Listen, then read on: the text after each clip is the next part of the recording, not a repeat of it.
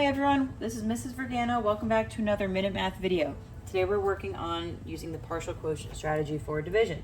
So first I want to set up my problem. I have 65 divided by 5. Well, now I'm going to think 5 times what is going to get me close to 65.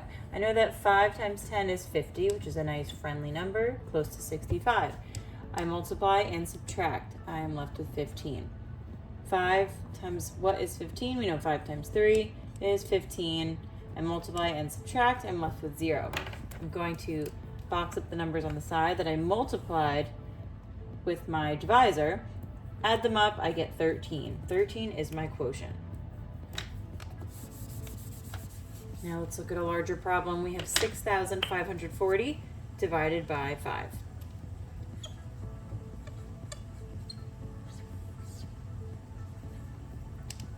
Now I can't use the numbers like before. I'm not going to use 10. I know that 5 times 1,000 would be 5,000. So I'm going to start with that. I subtract. I'm left with 1,540. I'm thinking about numbers that work with 5, and I see a 15 right here. So 5 times 3 is 15, but I need to multiply by 300 to get the number I'm looking for.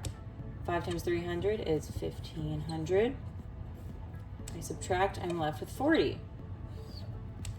5 times 8 is 40.